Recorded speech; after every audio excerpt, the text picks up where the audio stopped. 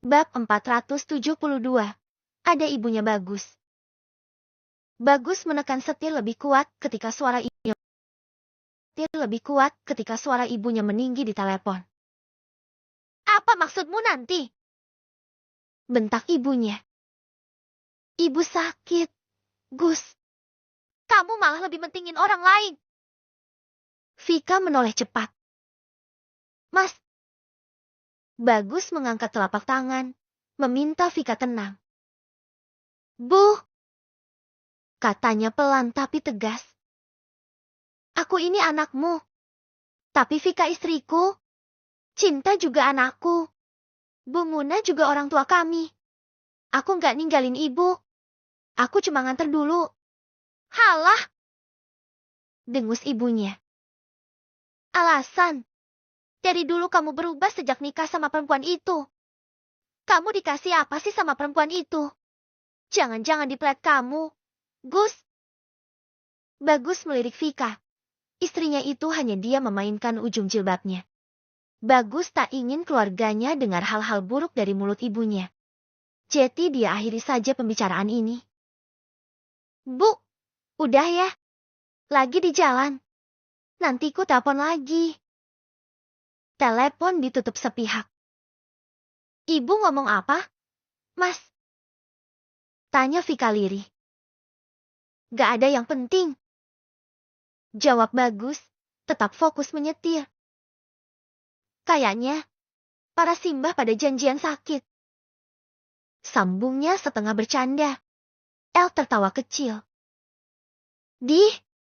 Sakit pun pakai janjian. Cinta ikut tertawa, menyenggol lengan adiknya. Vika juga tertawa. Kini bahunya lebih mengendur. Bagus melirik kecil. Ada kelegaan di dadanya. Ada-ada aja kamu, Il. Mobil melaju dalam sunyi yang berat. Rumah Bu Muna terlihat lebih ramai dari biasanya. Beberapa tetangga duduk di teras. Wajah-wajah cemas bercampur ingin tahu. Begitu mobil berhenti, Vika turun lebih dulu. Assalamualaikum. Waalaikumsalam. Jawab beberapa suara. Cinta melangkah ragu. Begitu melihatnya, Muna yang duduk di kursi panjang langsung berdiri lebih tepatnya. Berusaha berdiri. Cinta! Serunya. Sini, tenduk. Cinta memeluknya erat. Mbah, Cinta kaget dengarnya. Alah, kaget apanya?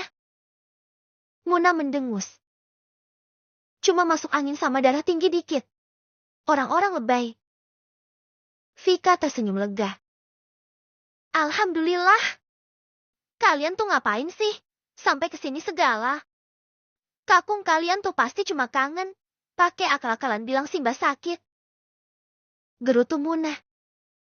Lah, semalam bukannya kamu bilang sakit kayak mau mati, Men? Sela Pak Lik yang baru keluar dari dapur dengan membawa satu baki minuman. Bapak! Vika langsung mengambil baki, lalu membagikan ke tetangga yang kebetulan lagi kumpul di rumah itu. Mas Yuen, Cinta sekarang udah di rumah Simbah. Malam itu, Cinta baru selesai mengirim pesan ke Yuen. Ia meletakkan ponselnya di meja. Ia pikir, mungkin masih nanti dibalas karena kerjaan Yuen tak menentu waktunya. Ia hendak berjalan keluar kamar. Namun, tring!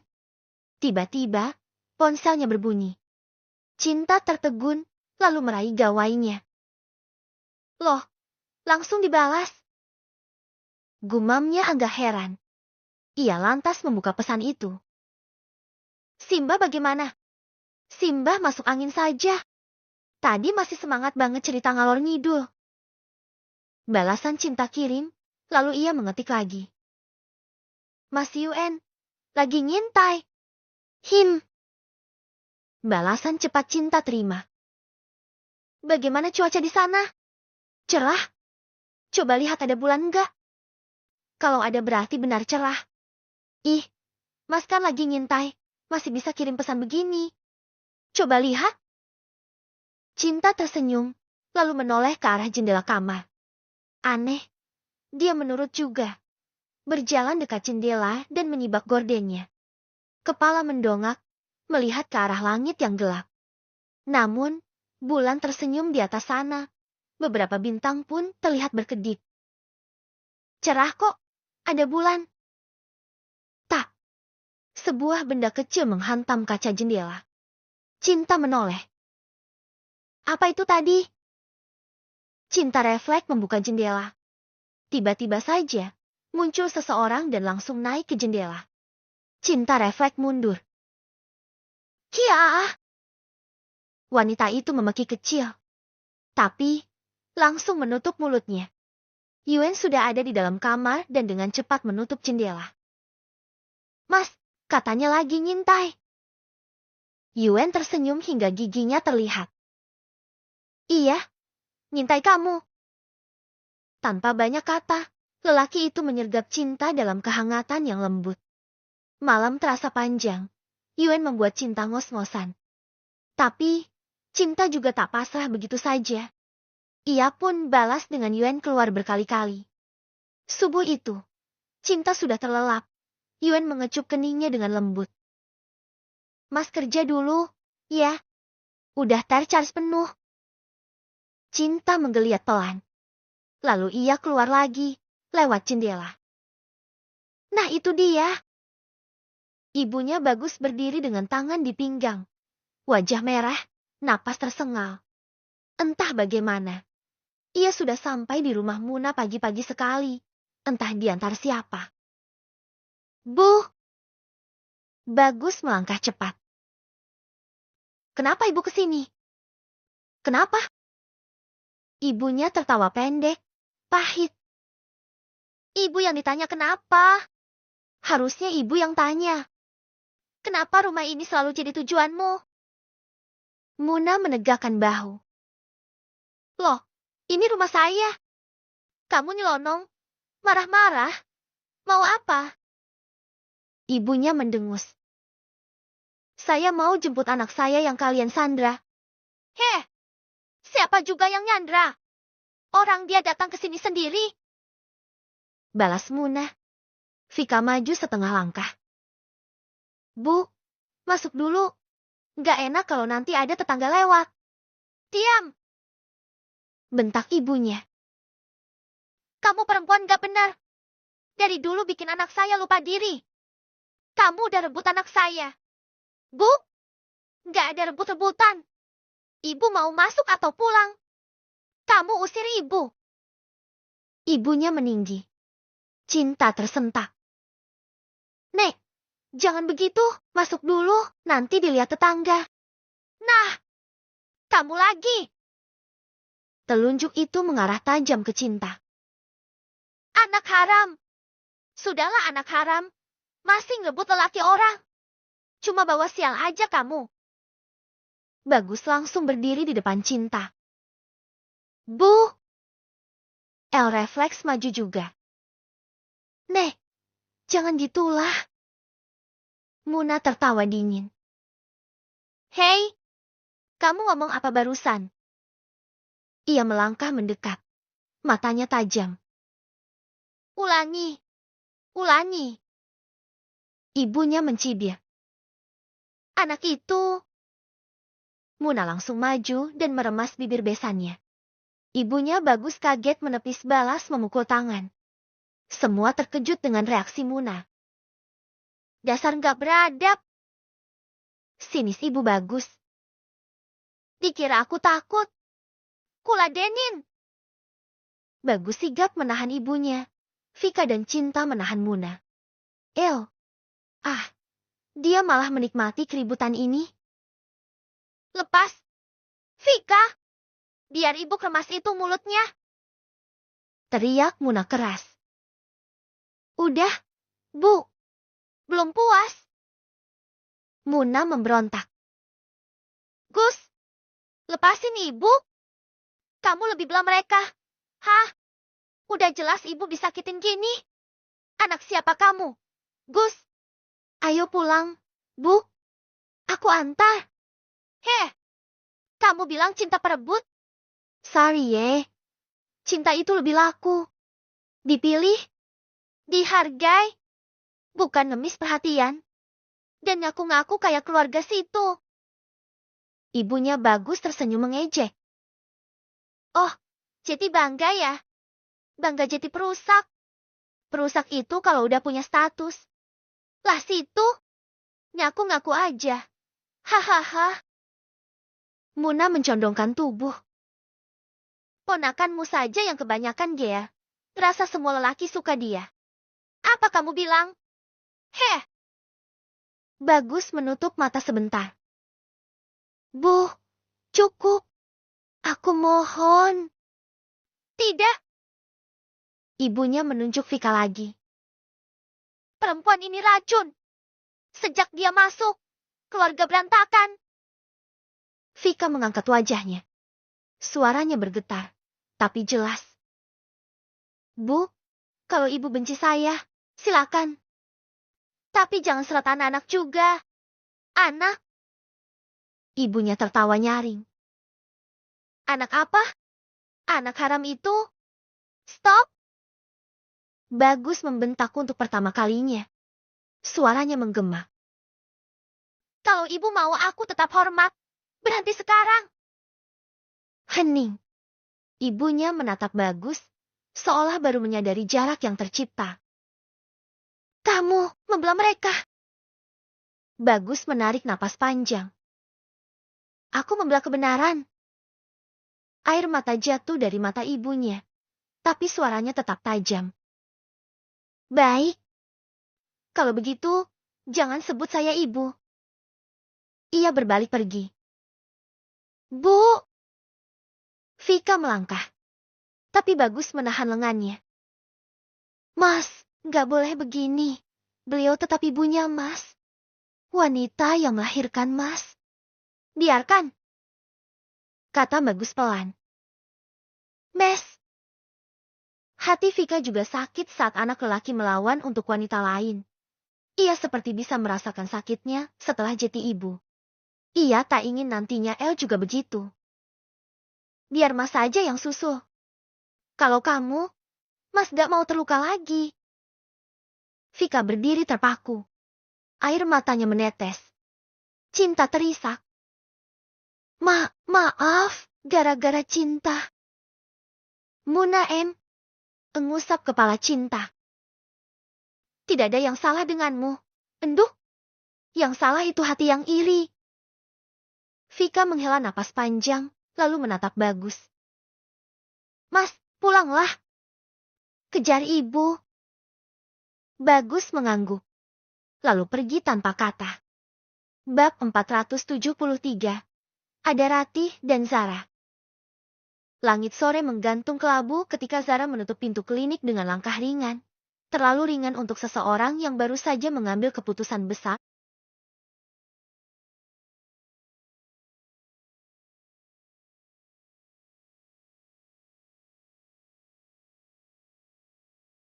Tentang masa depan tubuhnya sendiri. Ia merapikan kerudung tipis yang hanya dikenakan setengah hati, lalu melirik pesan di ponsel. Sudah. Pesan dari Ken. Lalu masuk pesan lain. Jangan lupa minum vitamin. Kamu ambil KB apa? Zara mendengus kecil. Senyum nakal mengembang di bibirnya. Cerawat? Gumamnya. Tapi jarinya cepat membalas. Iya, Pak Suami. Tenang aja. Aku nurut, dikit. Ia melangkah menuju mobil, duduk di kursi penumpang, lalu menyandarkan kepala ke jendela. Dadanya terasa penuh, bukan cemas, bukan takut, lebih seperti puas. Bukan karena janji kehamilan itu sendiri, melainkan karena ia merasa diakui. Dipercaya, diperhitungkan. Penyubur, vitamin, program, lengkap. Bisiknya sambil tertawa kecil. Tapi disuruh nunggu. Sorry ya. Nggak mau KB, enak aja. Pokoknya ikuti promil. Hihihi. Apartemennya sunyi ketika ia tiba. Zara melempar tas ke sofa, membuka sepatu dengan kaki, lalu menjatuhkan diri telentang. Kak Ken? Panggilnya ke udara kosong. Kamu terlalu dewasa buat aku. Tapi, aku suka. Setidaknya, dia bisa lebih ngemong. Ia tertawa sendiri, lalu bangkit, menuju dapur. Menuang air putih, menelan vitamin dengan patuh. Setelah itu, ia berdiri di depan cermin. Oke, malam ini mau pakai strategi apa? Katanya pada bayangannya sendiri. Kita masih main dulu. Di sisi lain kota, Ken menatap layar laptop dengan rahang mengeras. Grafik naik turun di layar seolah berlomba dengan detak kepalanya. Ia mengetik cepat, lalu berhenti ketika suara pintu terbuka. Wah, rajin amat. Suara berat Erik terdengar. Jam segini masih kerja. Ken berdiri cepat. Pak. Erik mengangkat tangan. Santai. Duduk. Zizi menyusul masuk. Aku harus mengawasi kelakuan suamiku. Katanya lembut sambil mengedip pada menantunya. Terima kasih, Bu. Jawab Ken setengah tersenyum. Erik duduk di kursi seberang, menatap Ken lama, lalu terkekeh kecil. Kamu tahu, ya, dulu aku kira kamu bakal kabur. Ken tersenyum kaku. Saya sempat kepikiran. Kurang ajar. Erik mendelik. Sayang. Kau tegur Zizi mencubit lengan Erik. Erik menghela napas. Suaranya berubah lebih pelan. Tentang dulu, aku minta maaf. Ken mengangkat kepala. Aku terlalu reaktif. Lanjut Erik. Ruangan sunyi. Ken mengangguk pelan. Saya juga belajar banyak dari itu, Pak. Apa maksudnya? Kau belajar nikin darah perawan itu. Ken terkekeh kecil. Pak Erik terlalu curigaan. Zizi tersenyum menggeleng. Panggil mama papa aja, Ken. Oke, Ma. Ken mengangguk patuh. Erik mendengus. Jangan hamil dulu. Ingat itu. Ken tersenyum tipis. Sudah saya sampaikan, Pak. Zara lagi ke klinik buat pasang KB. Bagus. Erik menunjuknya. Masa depan Zara panjang. Jangan dipotong buru-buru. Zizi menyeringai. Tapi kalau tiba-tiba hamil juga, ya terima aja. Erik melotot. Hei, artinya kita jadi kakek nenek. Zizi terkekeh. Belum. Jangan sekarang. Erik mendengus kesal. Ken menahan senyum. Di dalam dadanya, ada hangat yang aneh diterima tanpa tekanan, diperingatkan tanpa ancaman. Sementara itu, di rumah utama keluarga Satrawardhani, Oma Selin berdiri lama di depan lemari tua, memandangi foto hitam putih seorang lelaki berwajah tegas. Abimanyu, bisiknya. Aku mau ke kamu hari ini. Zayan muncul dari pintu. Oma mau kemana? Makam kakekmu. Anak itu tersenyum. Biar aku antar. Oma. Di makam, angin berhembus lembut. Oma Zelin duduk pelan, tangannya menyentuh nisan. Anakmu keras kepala. Katanya lirih. Tapi dia belajar. Zayan berdiri tenang di sampingnya. Aku bawa cucumu.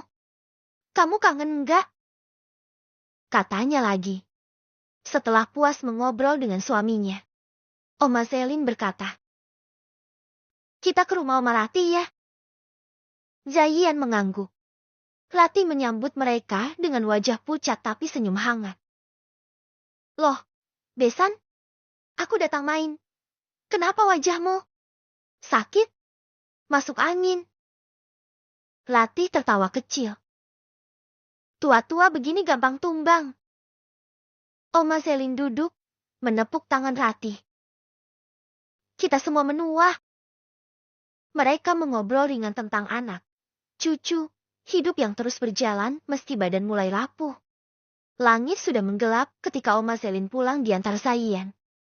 Lampu-lampu rumah menyala satu persatu, menyambut langkah mereka yang pelan. Zayan menuntun Oma sampai teras, memastikan sandal neneknya rapi. "Hati-hati, Oma," katanya. Suaranya lembut untuk anak yang pernah bandel. Oma Zelin menepuk tangan cucunya. "Kamu anak baik. Nanti kalau Oma lupa jalan pulang, kamu jangan lupa jemput." Zayan tertawa kecil. "Oma ini, kan Oma paling hafal." Di halaman, sebuah mobil baru berhenti. Aryo muncul dengan 2 kantong besar di tangan. Aroma sup ayam dan nasi hangat langsung terasa. "Sudah pulang?" Aryo menyapa, menurunkan kantong. "Aku beli makanan kesukaan ibu." Oma Zelin mengangguk. "Kamu perhatian?" Aryo tersenyum singkat, lalu menoleh ke arah kamar. "Ibu di dalam?" "Iya," jawab Zayan. "Tadi kelihatan pucat." Aryo berhenti sejenak. "Pucat? Katanya masuk angin." Sambung Oma Zelin. Nada suaranya biasa, tak ingin membuat panik. "Kami pamit dulu ya." "Baik, hati-hati di jalan. Ian, hati-hati nyetirnya." "Siap, Pak De." Zayan dan Zelin sudah menghilang dari pandangan. Aryo melangkah cepat. Ia mengetuk pintu kamar pelan. "Bu!" Tak ada jawaban. Ia membuka pintu sedikit. Rati duduk di tepi ranjang, bersandar pada bantal, selimut menutup hingga dada. Wajahnya pucat, tapi bibirnya tersenyum. "Bu!" Aryo mendekat. "Kok nggak bilang sakit?" Ratih tertawa kecil. "Bilang ke siapa? Kamu kan kerja." "Aduh." Aryo mendesah. "Harusnya telepon. Mau dikerokin?" Ratih menaikkan alisnya sebelah. "Kamu yang ngerokin, bukan tebu." Aryo terkekeh pelan. "Aku panggil Bulik Muna ya, biar Bulik yang kerokin." Ratih menghela napas. "Panggil, tapi kalau ada Vika, minta Vika saja. Ibu lihat kemarin mereka ke sini." Aryo terkejut kecil. "Kenapa? Enak kalau sama Vika. Tangannya lebih kuat." Jawab Ratih jujur, tersenyum tipis. "Lah Bulik Muna juga masih kuat, Bu. Udah, sana." Aryo mengangguk. "Ya Bu." Ia melangkah ke rumah sebelah. Pintu Bulik Muna terbuka lebar. Di ruang tamu, Vika duduk di lantai bersama Cinta yang sedang main handphone. "Mas Aryo." Vika berdiri. "Ada apa?" "Ibu masuk angin," kata Aryo tanpa basa-basi. "Mau dikerokin? Ibu minta kamu." Vika menoleh ke Bulik Muna. "Bu, aku ke sebelah ya?" Bulik Muna mengangguk. "Pergi sana. Cinta sama El di sini sama ibu." Vika mengambil minyak kayu putih dan koin, lalu mengikuti Aryo. Di kamar, Ratih menyambutnya dengan senyum lega. "Vika," katanya lirih. "Makasih." "Sama-sama, Bude," jawab Vika lembut. "Kita bikin badan Bude enakan." Vika mulai mengerok pelan, tangannya terlatih, tekanannya pas.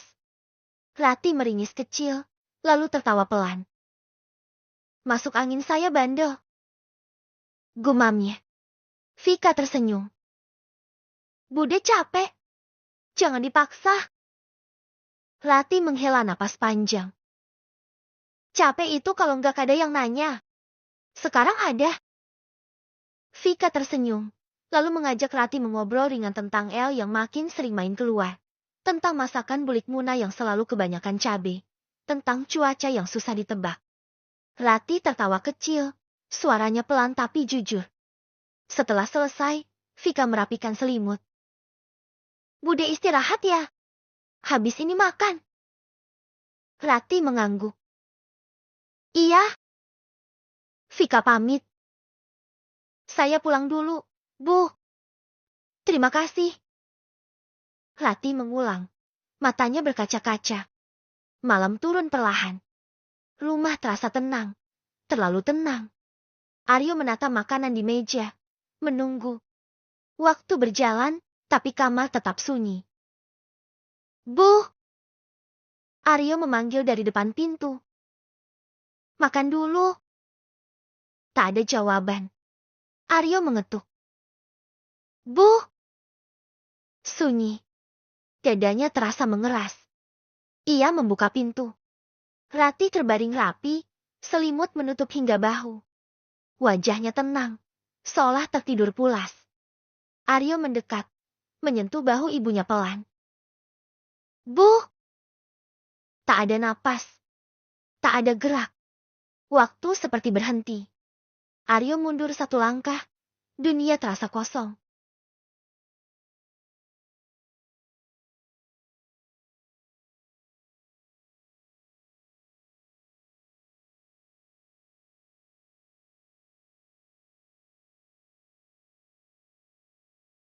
Bab 474. Siapin tisu. Malam itu, rumah Bu Rati tidak benar-benar gelap. Lampu teras masih menyala, lampu ruang tengah masih hidup. Tapi ada sesuatu yang padam, sesuatu yang tidak bisa dinyalakan kembali hanya dengan menekan sakelar. Aryo berdiri lama di depan pintu kamar. Tangannya masih memegang gagang pintu, seolah jika ia lepaskan, sesuatu yang lebih besar akan runtuh. Bu! Panggilnya lagi. Pelan. Nada yang sama seperti setiap malam. Nada lembut khas Aryo yang dewasa. Tak ada jawaban. Ia melangkah masuk. Udara kamar terasa dingin. Terlalu rapi. Terlalu tenang. Bu Rati terbaring dengan selimut tertarik hingga dada. Wajahnya tidak menunjukkan sakit. Tidak menunjukkan perlawanan. Hanya damai. Aryo mendekat. Duduk di tepi ranjang. Tangannya menyentuh punggung tangan ibunya. Dingin. Bu! Suaranya pecah tanpa ia rencanakan. Bu, ayo makan. Ia menunggu. Seperti biasa. Seperti hari-hari sebelumnya. Namun malam itu, Bu Rati tidak menjawab. Bu, makan dulu. Bu! Aryo mengguncangkan lengan ibunya. Namun, tubuh itu tetap diam. Dengan tangan gemetar dan pikiran yang berisik, Aryo menyentuh bawah hidung ibunya. Waktu kehilangan maknanya. Tubuhnya tiba-tiba lemas. Kakinya tak kuat menopang. Tubuh Aryo ambruk terduduk di atas lantai yang dingin. Bu! Bangun! Bu! Napas Aryo cepat, air matanya jatuh. Tidak tahu berapa lama ia duduk di sana sebelum akhirnya tubuhnya gemetar dan napasnya semakin tersengal. Ia belum sepenuhnya siap kehilangan orang-orang terkasihnya. Setelah cukup tenang, Aryo berdiri. Dia keluar kamar dan menghubungi para medis. Baik, Pak. Saya tunggu. Ucapnya lirih. Pintu dibuka. Aryo menoleh melihat Serin istrinya yang baru datang bersama Arser. Wajahnya cerah dan tersenyum. Namun, langsung berubah begitu melihat wajah Aryo. Serin sangat hafal wajah suaminya. Dan kini suaminya sedang tidak baik-baik saja. Tanpa kata, Serin mendekat dan memeluk Aryo. Membawa wajah suaminya ke pundaknya. Tak ada kata, tapi Aryo menangis.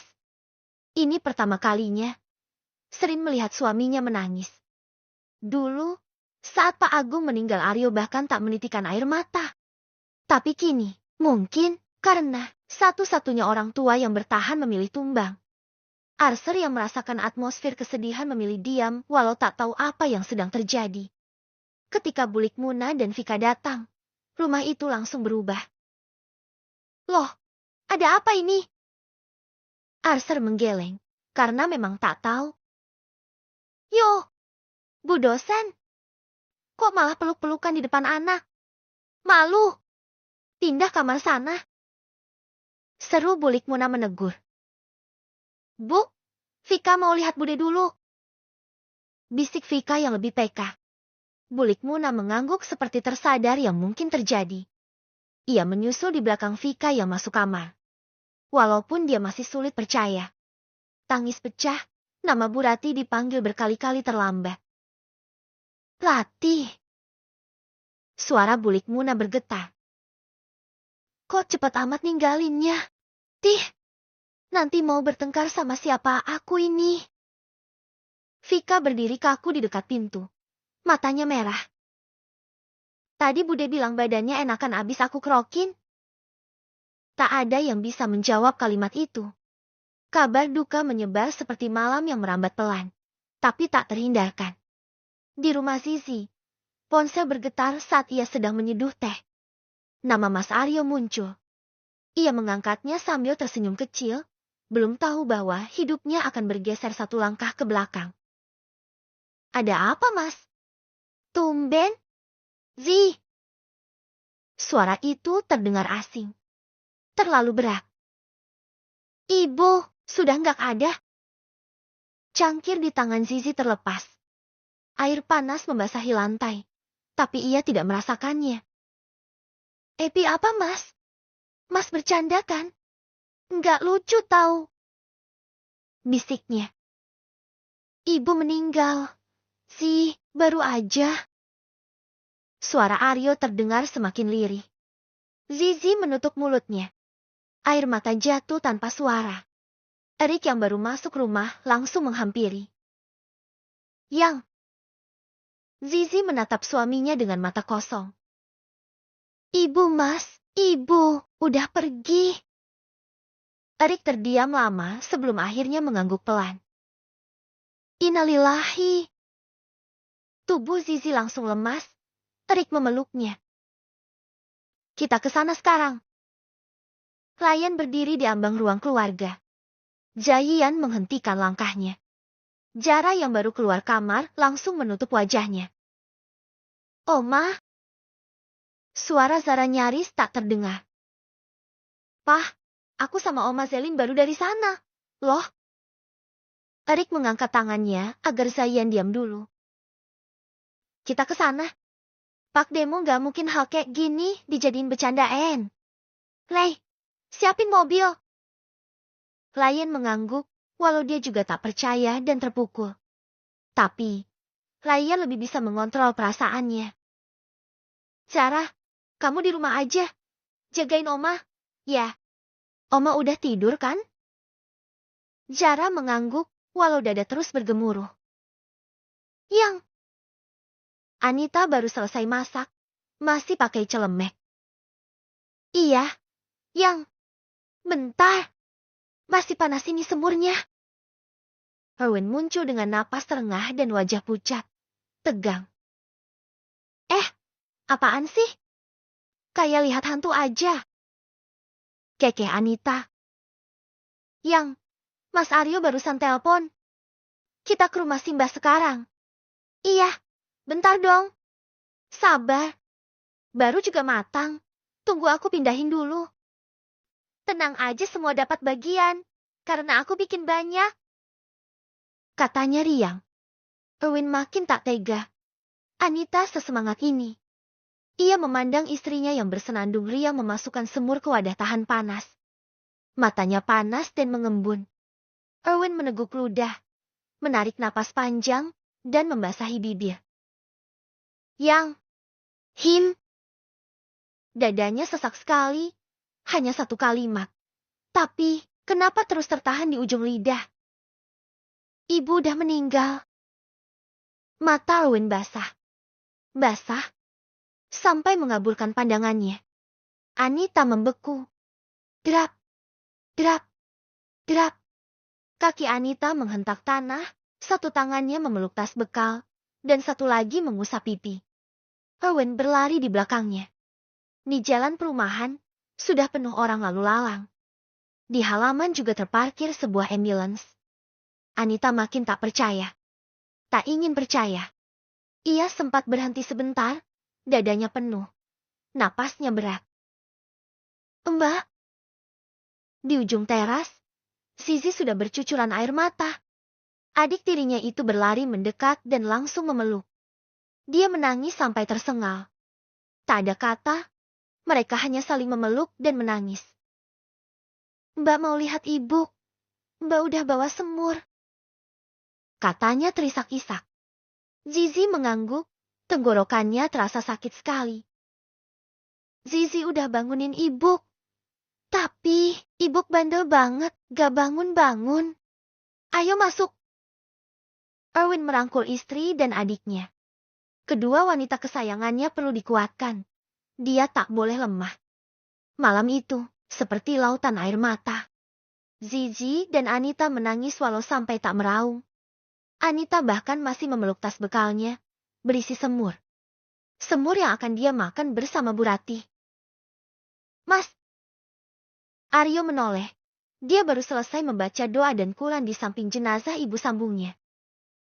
Mas, ayo makan dulu. Aryo mengulas senyum. Senyum yang tak sampai ke matanya.